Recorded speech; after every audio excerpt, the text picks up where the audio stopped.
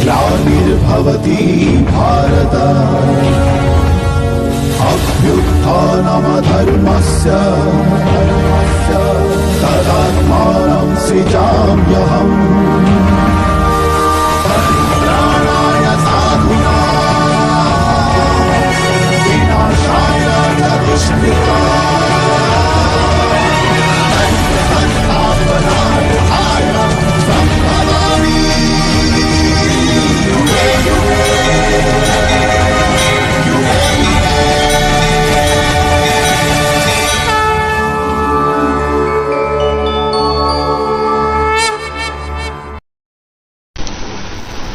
जय जगन्नाथ जय जगन्नाथ जगतरनाथ जगन्नाथ निकटରେ ମୋର କୋଟି କୋଟି ପ୍ରଣାମ। ମୁଁ କିଏ, ମୁଁ କାହିଁକି ବା ଆସିଛି, ମୋର ଉଦ୍ଦେଶ୍ୟ ବା କ'ଣ, କ'ଣ ପାଇଁ ଏହି ଅନ୍ଧାର ଘର ଭିତରେ ଆପଣମାନଙ୍କ ସହିତ ମୁଁ କଥା ହେବାକୁ ଚାହୁଁଛି।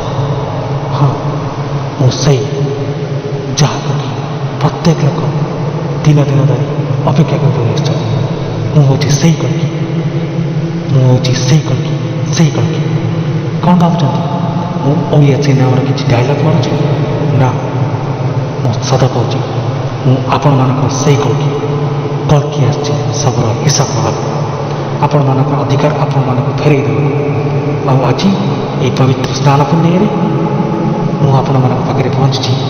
ଆଉ ପ୍ରଭୁ ଜଗନ୍ନାଥଙ୍କ ରାଣ ଖାଇ ପହଞ୍ଚି ସେ ଅଣସାର ଘରକୁ ଯାଇ ଫେରିଲା ଭିତରେ ଓଡ଼ିଶାରେ ସେ ଯାଇଥିବା ପରିବର୍ତ୍ତନକୁ ମୁଁ କଳ୍କି ପୁରା କରିବାର ପ୍ରୟାସ କରିବି। ନିଶ୍ଚୟ ପ୍ରଭୁ, ପରିବର୍ତ୍ତନ ନିଶ୍ଚିତ ଘଟିବ। ଆପଣ ଅଣସର ଘରକୁ ଯାଆନ୍ତୁ, ମୁଁ ପରିବର୍ତ୍ତନ ଆଣିବି। ମୁଁ ଆପଣଙ୍କର ରାଣ ଖାଇ ପହଞ୍ଚି ପ୍ରଭୁ, ମୁଁ ଆପଣ ଫେରିବା ଭିତରେ ଏ ଓଡ଼ିଶାକୁ ପରିବର୍ତ୍ତନ ଦିଗରେ ବଦଳାଇବାକୁ ପ୍ରୟାସ କରିବି। ବହୁତ ବର୍ଷ ହେଇଗଲା ପ୍ରଭୁ, ମୁଁ ଆପଣଙ୍କ ନିର୍ଦ୍ଦେଶ ମାନି ଚୁପ୍ ରହିଲି ଆଉ ଦେଖି ଚାଲିଲି ଅନ୍ୟାୟ, ଅନୀତି, ଦୁର୍ନୀତି।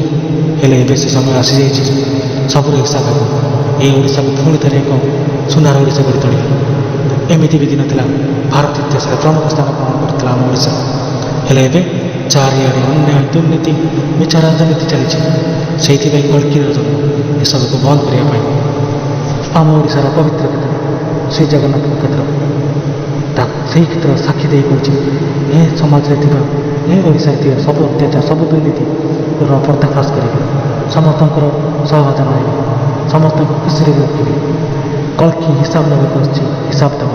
ହୁସିଆର ହେଇଯାଉ ଦୁର୍ନୀତିଗ୍ରସ୍ତ ଅଫିସର, ରାଜନେତା, ଅନ୍ୟମାନେ। କଳ୍କି ଆଖିରେ କେହି ବଞ୍ଚିବେ। କଳ୍କି ଆସିଛି ସମସ୍ତଙ୍କୁ ହିସାବ ଦେବାକୁ।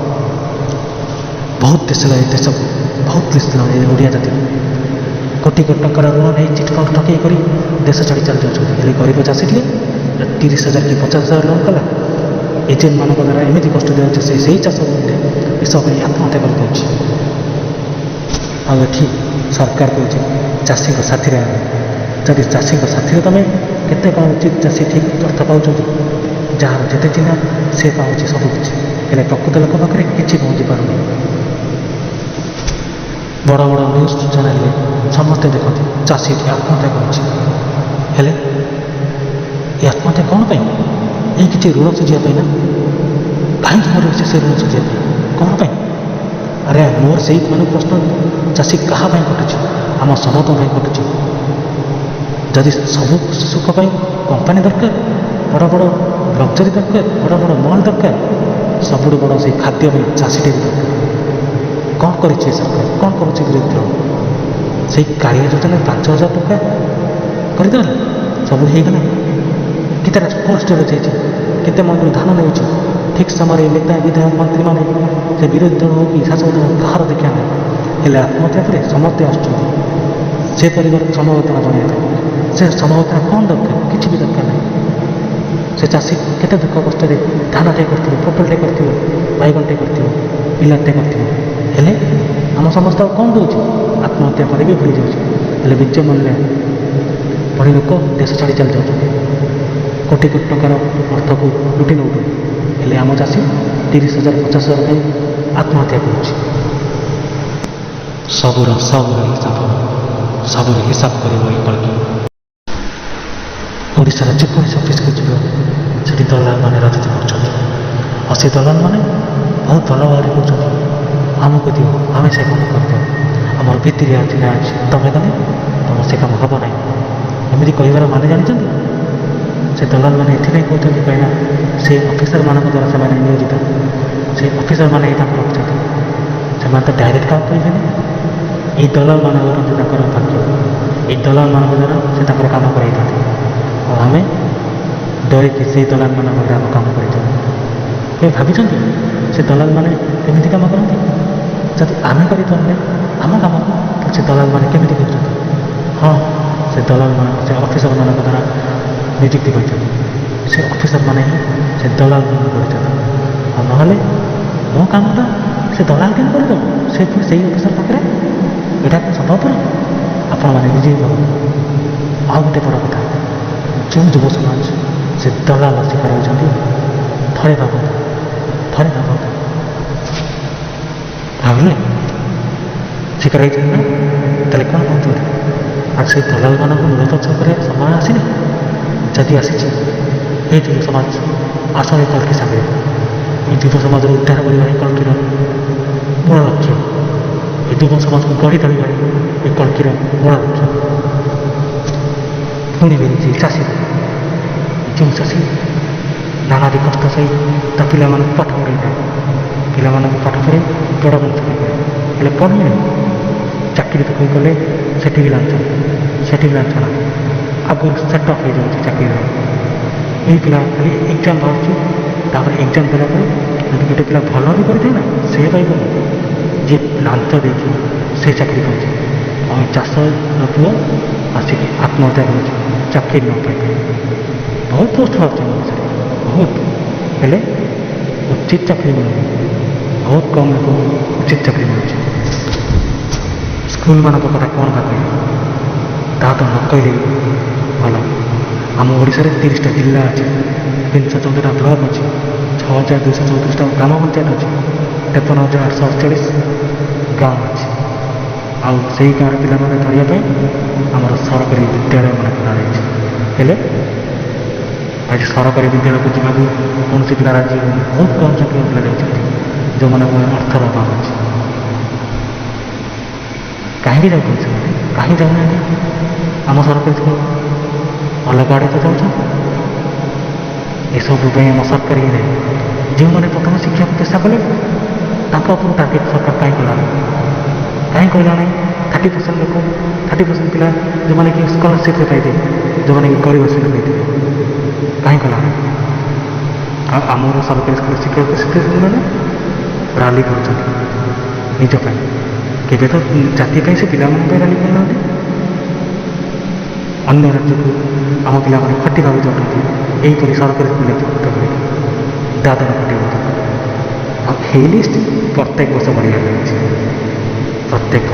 ଲାଗିଛି ମୁଁ ପ୍ରଶ୍ନ କରୁଛି ସେଇ ଶିକ୍ଷକ ଶିକ୍ଷୟିତ୍ରୀମାନଙ୍କୁ କ'ଣ ତାଙ୍କ ପାଇଁ ଟିକେ ଭଲ ପାଠ ପଢ଼ାଇ ପାରିବେ ନାହିଁ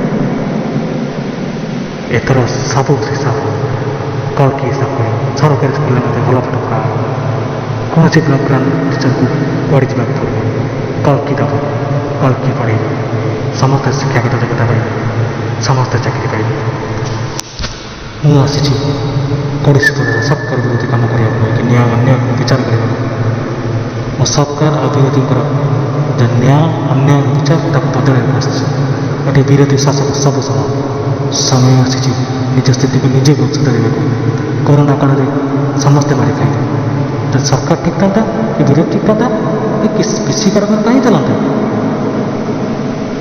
ଜାଣିଛନ୍ତି ଏ ଯେଉଁ ପିସି କାରବାର ହେଉଛି ଏ ବିରୋଧ ଦଳ ଯେତେବେଳେ କହୁଛି ସେ ପିସି କାରବାର କରେ କାହିଁ କହୁଛୁ କାହିଁକିନା ସେଟା ନିଜ ଲୋକଟା ପାଇକି ପିସି ଅଲଗା ଲୋକଟା ପାଇକି ଆରେ ଓଡ଼ିଶାବାସୀ ବଡ଼ ବଡ଼ ଅଫିସର ନେତା ମନ୍ତ୍ରୀ ବିରୋଧୀ ଏସଇବିରେ ବସିକି ପ୍ରତିଶୋଧ ଦେଇ ଚାଲିଛନ୍ତି ବୁଝ ଟିକେ ବୁଝାଅ ଆମ ଭାରତର GDP ର୍ୟାଙ୍କରେ ଆମେ 16 ନମ୍ବରରେ ପେଟ୍ରୋଲ ଦ୍ୱାରା ଦୈନନ୍ଦିନ ସାମରିକ ଦର ଦିନକୁ ଦିନ ଆକାଶ ଛୁଆଁବା ଲାଗିଛି ପଚାରିଲେ କହିବେ କରୋନା ଚାଲିଛି ସବୁ ବଢ଼ୁଛି ହେଲେ ମଣ୍ଡପରେ ବିଷାକ୍ତ ଓଡ଼ିଶା ଆପଣେଇ ପାରୁଛି ଯେଉଁଟା ନିତ୍ୟ ଆବଶ୍ୟକ ସେଇଟା ଆପଣେଇ ପାରୁନି ଏଠି ଚାଲିଛି ଦୁର୍ନୀତିଯୁକ୍ତ ଶାସନ ଆଉ ଶାସକ ବିରୋଧୀ ସମସ୍ତେ ଭେଜାଲ ଯେଉଁମାନେ ଧନୀ ସେମାନେ ଧନୀ ଚାଲିଛନ୍ତି ଆଉ ଯେଉଁମାନେ ଗରିବ ମଧ୍ୟବିତ୍ତ ସେମାନେ ଆହୁରି ଆହୁରି ଗରିବ ହୋଇଯିବେ। ସେମାନଙ୍କୁ ବି ପଚାରେ କିଏ? ଆଜିକା ଡେଟ୍ରେ ସବୁକିଛି ଓପନ୍ ହେଲାଣି। ସବୁକିଛି ଆପଣମାନେ ସାର୍ବଜନୀନ ଟେଣ୍ଡର କରନ୍ତୁ। ସାର୍ବଜନୀନ ତ କରୁଛନ୍ତି, ହେଲେ ଟେଣ୍ଡର ଫିକ୍ସ କରିଦେଉଛନ୍ତି ସେଇ ଅଫିସରମାନେ। ସାର୍ବଜନୀନ ଚାକିରି ବି ଡିକ୍ଲାର କରୁଛନ୍ତି, ହେଲେ ଏତିରିଆ ପଇସା ନେଇ ଅଯୋଗ୍ୟ ଚାକିରି ବି ଦେଉଛନ୍ତି। ଏ ପ୍ରଶ୍ନ କଲ୍କି ନିହାତି ଭାବରେ କରିବ। କଲ୍କି କରିବ। କଲ୍କି ଆସିଛି ମାନେ ସବୁର ହିସାବ। କଲ୍କି କାହାରିକି ଛାଡ଼ିବନି, କାହାରିକି ନାହିଁ। ସମସ୍ତଙ୍କୁ ଗୋଟିଏ କଥା, ଯାହା ହେବାର ଥିଲା ହେଇଯାଇଛି, ସେ ଫେରିପାରିବେ। ହେଲେ କଲ୍କି ଆସିଛି ମାନେ ସବୁକିଛି ନୂଆ ହେବ, ସବୁକିଛି ନୂଆ। କଲ୍କିକୁ ଯେଉଁଟା ଲାଗିବ ନିୟମ ଭୁଲ, ସେଇଟା ସାଙ୍ଗେ ସାଙ୍ଗେ ଭୁଲ। ହେଲେ କଲ୍କି ଏକାକି ଲଢ଼ିପାରିବ। କଲ୍କିକି ଲଢ଼ିବାକୁ ହେଲେ ଆଜି ହେଉଛି ସ୍ନାନ ପୂର୍ଣ୍ଣିମା, ଗୁରୁବାର। କଲ୍କି ଶନିବାର ରାତି 12ଟା 24 ତାରିଖ ରାତିରେ ଆରମ୍ଭରେ ପୁରା ଓଡ଼ିଶାବାସୀକୁ କଲ୍କି ଆହ୍ୱାନ କରୁଛି। କଲ୍କିକୁ ସପୋର୍ଟ କରନ୍ତୁ। ଠିକ୍ 12ଟାରେ ନିଜ ଘରର ଲାଇଟ୍ ଅନ୍ କରନ୍ତୁ ଏବଂ ସବୁ ଯୁବ ସମାଜ ନିଜ ନିଜର ଫୋନ୍ ଫ୍ଲାସ୍ ଲାଇଟ୍ ଅନ୍ କରନ୍ତୁ। ଓଡ଼ିଶାର ଭଲ ପାଇଁ ନିଜ ଘର ଭିତରେ ରହି କଲ୍କିକୁ ସମର୍ଥନ କରନ୍ତୁ। ମୁଁ ତ ଭାବୁଛି ଏତେ ସବୁ କହିଲା ପରେ ମୁଁ ଭିଡ଼ିଓ ବି ଟିକେ ଦେଇଯାଇପାରେ, ହେଲେ ଡେସ୍କ୍ରିପ୍ସନ୍ରେ ଗୋଟେ ଫାଇଲ୍ ରଖିଛି, ତାକୁ ଡାଉନଲୋଡ଼୍ କରନ୍ତୁ। କଲ୍କି ବହୁତ କିଛି କାମ କରିବାକୁ ଯାଉଛି। ପ୍ରତି ଗାଁରେ ଗୋଟେ ଶିକ୍ଷା ଭିତ୍ତିକ ପରିସ୍ଥିତି ସୃଷ୍ଟି କରିବେ, ଚାକିରି କରିବେ, ଆଉ ପ୍ରତି ଗାଁରେ ଚାଷୀମାନଙ୍କ ପାଇଁ ରୋଜଗାର କରିବେ। ଚାଷୀମାନେ ଆତ୍ମହତ୍ୟା କରିବେ ନାହିଁ। କଳକାରଖାନା ପ୍ରତି ଗାଁରେ କରିବେ, ଶିଳ୍ପ କରିବେ, ଛୋଟ ହେଉ ବା ବଡ଼। ଆଉ କୌଣସି ଭେଜାଲ ଜିନିଷ ବି ଆମ ଓଡ଼ିଶାବାସୀ ଆପଣେଇବେ ନାହିଁ। ଯାହା ପାଖରେ ପଇସା ଅଛି ସିଏ ଭେଜାଲ କରୁଛି, ଆଉ ଯେଉଁମାନେ ପଇସା ନେଇ ଗରିବ ଅଛନ୍ତି ତାଙ୍କ ଭେଜାଲ ଧରା ପଡ଼ିଯାଉଛି।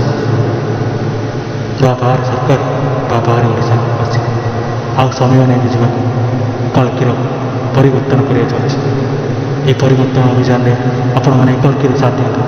ଯଦି ସେଇଦିନ ଆସୁଥିବା 24 ତାରିଖ ଶନିବାର ରାତି 24 ତାରିଖ ଛୁଇଁଲା ବେଳକୁ ଯଦି ଆପଣମାନେ ଲାଇଟ୍ ଅନ୍ କଲେ, ଫ୍ଲାସ୍ ଲାଇଟ୍ ଚଢ଼େଇଲେ, କଲ୍କି ଆପଣମାନଙ୍କ ସାଥିରେ ଅଛି, ସବୁଦିନ ରହିବ। ପ୍ରତିଶ୍ରୁତି ଅଛି। କଲ୍କି ନିଶ୍ଚିତ ଭାବରେ ଆପଣଙ୍କ ସହିତ ପାଇଁ ଲଢ଼ିବ, ଆପଣମାନଙ୍କ ପାଇଁ ଲଢ଼ିବ। ଏତିକି ଅନୁରୋଧ। ଦେଖିବି ମୁଁ ଓଡ଼ିଶାବାସୀ ଏ କଲ୍କିକି କେମିତି ସପୋର୍ଟ କରୁଛନ୍ତି। ଜୟ ଜଗନ୍ନାଥ, ଜୟ ଜଗନ୍ନାଥ, ଜୟ ଜଗନ୍ନାଥ।